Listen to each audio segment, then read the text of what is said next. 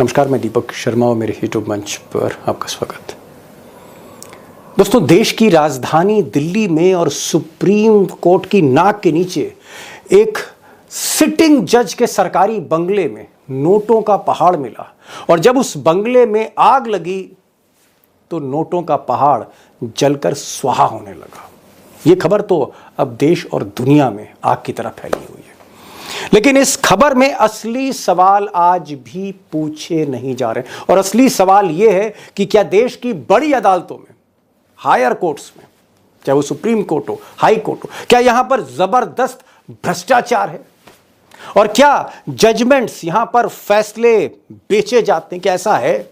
और फैसले बेचकर जज मोटा माल कमाते हैं? क्या ऐसा है? जज मोटा माल कमाते हैं?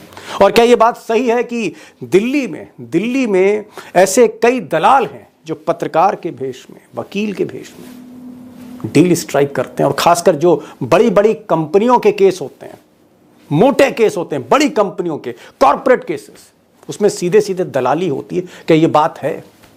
और जजमेंट जो है वो खरीदे जाते हैं और सिर्फ खरीदे ही नहीं जाते, पूरा का पूरा जस्टिस सिस्टम क्या मैनेज होता है? क्या कुछ लोग ऐसा कर रहे हैं? मैं सारे जजों की बात नहीं कर रहा, मैं कुछ जजों की बात कर रहा हूं कि क्या ऐसा है?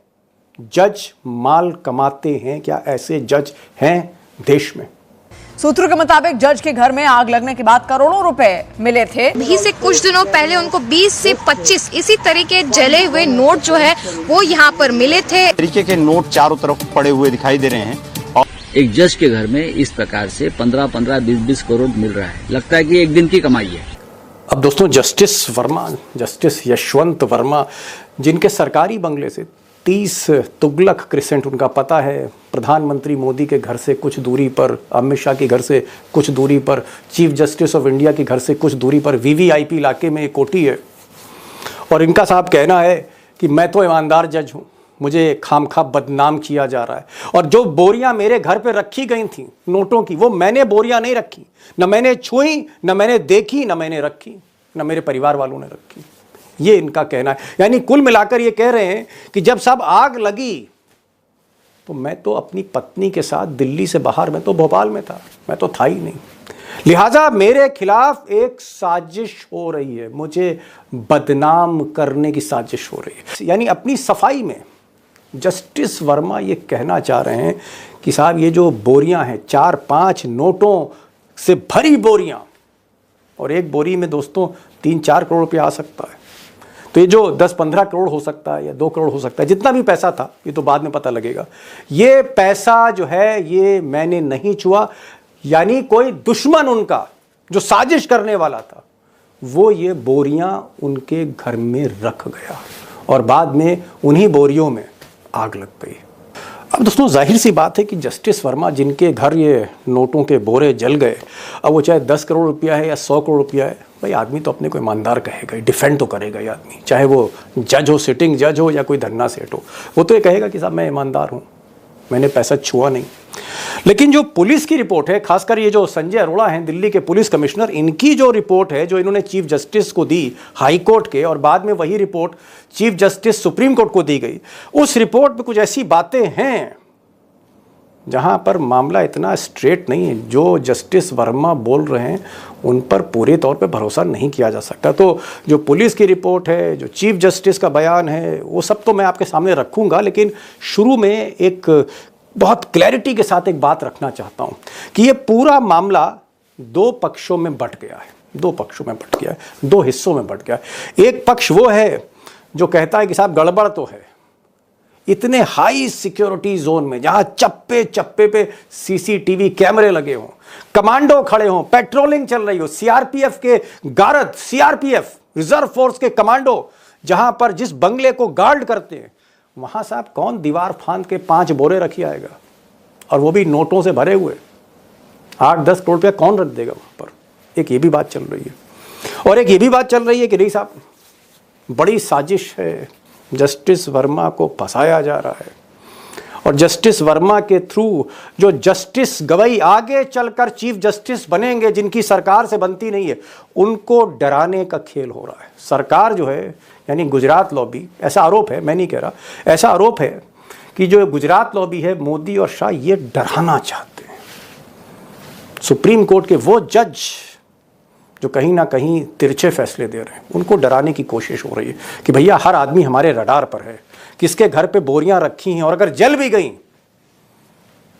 तो भी हम सारी साजिश बेनकाब करेंगे। तो कहीं ना कहीं जज को डराने की कोशिश हो रही है। और अगर आप सरकारी मीडिया देखेंगे, गोदी मीडिया देखेंगे, तो फिर शक होता है कि हाँ साहब डराया तो जा रहा है जुडिशरी को। मिसाल के तौर पर चाहे अर्नब गोस्वामी का चैनल हो, चाहे कोई भी चैनल हो गोदी मीडिया का, उनका सीधा सीधा कहना है कि साहब जस्टिस वर्मा शक के घेरे में हैं। सस्पेक्ट नंबर 1 कौन है? जस्टिस वर्मा है। और सवाल ये भी कहा जा रहा है कि ये जो 4-5 बोरियां थी जिसमें करोड़ों रुपए थे, ये किसके पैसे थे? किस डील के पैसे थे? किसने वहां रखे? क्या ये जस्टिस वर्मा की जानकारी में था? और मीडिया इस सवालों को उछाल रही है, कीचड़ उछाल रही है जस्टिस वर्मा पर। और ये कहा जा रहा है कि साहब सीबीआई इसकी तह में जाए, सारे सीसीटीवी कैमरे की फुटेज निकाली जाए कि वो बोरे रखे कब गए थे।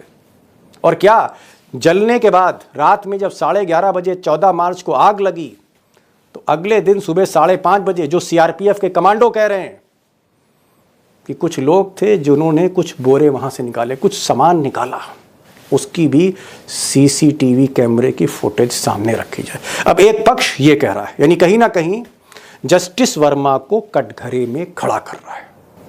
अब दोस्तों जो दूसरा पक्ष है, भाई हमको भी निष्पक्ष रहना ही पड़ेगा।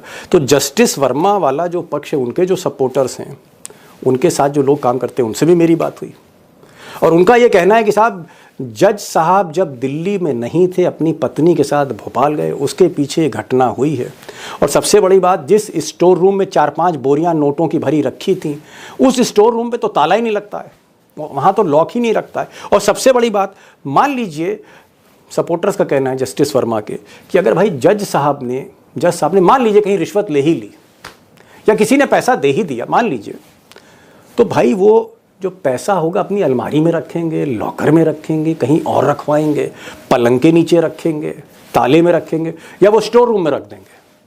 एक ये तर्क दिया जा रहा है। और यही तर्क जस्टिस वर्मा ने जो जवाब लिखा चीफ जस्टिस को, उन्होंने भी कहा कि साहब ये बताइए कि मैं ये 4-5 बोरी अगर मैंने रखी भी तो मैं स्टोर रूम में क्यों रख दूंगा, वहाँ तो ताला भी नहीं लगता है।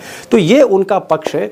अब जस्टिस वर्मा का ये भी कहना है कि साहब मैं बड़े बड़े कंपनियों के मुकदमे सुनता हूँ, उसमें जजमेंट देता हूँ, तो कॉरपोरेट लॉबी का एक हिस्सा जो है उनके खिलाफ है, उनके दुश्मन बहुत हैं, ऐसा उनका कहना है। और इसलिए किसी साजिश के जरिए उनको बदनाम किया जा रहा है। ये बहुत बड़ी साजिश है, जहाँ एक हाई सिक्योरिटी बंगलों में एक बड़ी कॉन्स्पिरेसी के तहत कुछ लोगों ने नोटों से भरी 4-5 बोरी रख दी और मेरी गैर मौजूदगी में आग लगा दी उस स्टोर रूम में, और उसके बाद फायर ब्रिगेड और पुलिस ने मिलकर मेरे खिलाफ साजिश कर दी। ये उनका कहना है। तो साहब जस्टिस वर्मा जो है वो सफाई दे रहे हैं कि साहब स्टोर रूम उनका खुला रहता है, वहाँ कोई भी आ सकता है, माली जा सकता है, नौकर जा सकता है, बावर्ची जा सकता है, वो तो खुला है एकदम। लेकिन जो पुलिस कमिश्नर की दोस्तों रिपोर्ट है, संजय अरोड़ा पुलिस कमिश्नर की जो रिपोर्ट है, ये बड़ी चौंकाने वाली है। जो चीफ जस्टिस ने उनको रिपोर्ट दी, लिखित रिपोर्ट, उसमें उन्होंने कहा है कि साहब स्टोर रूम में ताला लगता था, स्टोर रूम वॉज लॉक्ड, वो लॉक होता था। और ये बात कौन कह रहा है? स्टोर रूम के बगल में जो सीआरपीएफ का गार्ड रूम है, सीआरपीएफ के जवान कह रहे हैं कि नहीं साहब इस कमरे पे तो ताला लगता था। तो सवाल ये है कि भाई ताला लग रहा है तो फिर बोरियां कौन रख आया, चाबी किसके पास है अगर ऐसा है तो। और पुलिस कमिश्नर कह रहे हैं। एक और बात पुलिस कमिश्नर ने कही अपनी रिपोर्ट में, उन्होंने कहा कि साहब ये जो पूरा बंगला है, ये सीआरपीएफ के जवान जिनके हाथ में AK-47 जैसी असॉल्ट राइफल्स हैं, आधुनिक हथियार हैं, वो 24 घंटे इसको गार्ड करते। और यही नहीं, जो गलियां हैं चारों तरफ, इसकी जो सड़क है, अप्रोच रोड है, वहां पेट्रोलिंग होती है, वो VVIP हाई सिक्योरिटी जोन है, वहां परिंदा पर नहीं मार सकता। अरे साहब एक नोट की गड्डी नहीं जा सकती, बोरी तो बहुत बड़ी बात है, और 4-5 बोरी लेके कोई चला जाए और वहां रख दे, नामुमकिन है। ऐसा पुलिस कमिश्नर साहब कहते हैं। अब दोस्तों एक पक्ष पुलिस का है, जो आप कह सकते हैं सरकारी पक्ष है, जिसको गोदी मीडिया कहीं ना कहीं चला रही है और कीचड़ उछाल रही है जस्टिस वर्मा पे। दूसरी तरफ जस्टिस वर्मा है जो खुद अपनी पैरवी कर रहे हैं और अपने जवाब में सफाई दे रहे हैं कि साहब मैंने तो कभी नोटों की बोरी देखी ही नहीं, ना मेरे घर में किसी ने देखी, ना मैंने देखी। और जिस स्टोर रूम में बोरी रखने की बात है वो तो सब खुला रहता है, ये वो कह रहे हैं। लेकिन मुझे लगता है कि जो कुछ ऐसे कॉमन फैक्ट्स हैं जिसको कोई डिनाई नहीं कर सकता, ना जस्टिस वर्मा कर सकते हैं ना पुलिस कर सकती है। और वो फैक्ट क्या है कि ये जो बंगला है इसको पैरा मिलिट्री फोर्स गार्ड करती है 24 घंटे, ये फैक्ट है। और फैक्ट ये भी है कि उस बंगले में कोई दाखिल नहीं हो सकता। हमारी आपकी तो कोई हैसियत नहीं है, कोई भी दाखिल नहीं हो सकता क्योंकि हथियार बंद सुरक्षा है। और ना सिर्फ उस बंगले की, जो अप्रोच रोड है वहाँ भी पेट्रोलिंग चलती रहती 24 घंटे। और चप्पे चप्पे पर मैंने कहा सीसीटीवी कैमरे लगे हुए हैं, क्योंकि वहीं से जो सड़क जा रही है आगे वो पार्लियामेंट नहीं कर रही है, कहीं थोड़ी दूर पर मोदी जी का घर है, कहीं अमित शाह का घर है, कहीं नितिन गडकरी का घर है, कहीं रक्षा मंत्री राजनाथ सिंह का घर है, उसके आगे चीफ जस्टिस रहते। वीवीआईपी इलाका है, बड़े बड़े लोग रहते हैं और सीआरपीएफ जैसी फोर्स गार्ड करती है। तो एक चीज़ तो क्लियर है कि साहब बोरी छोड़िए, नोट की कोई गड्डी नहीं ले जा सकता। हमारी आपकी तो कोई हैसियत ही नहीं है। तो सबसे बड़ी बात यह है कि इस हाई सिक्योरिटी बंगलों में बिना मालिक के सहमति के, बिना सीआरपीएफ के सहमति के परिंदा भी अंदर नहीं जा सकता, पर नहीं मर सकता। तो सवाल यह है कि फिर 4-5 बोरियां ले कौन गया, क्योंकि यह फैक्ट है कि उस बंगले में 4-5 बोरी नोटों की भरी थी। यह रिपोर्ट फायर सर्विस की है कि यहां पर 4-5 बोरे भरे हुए थे जिसमें काफ़ी नोट जल चुके हैं।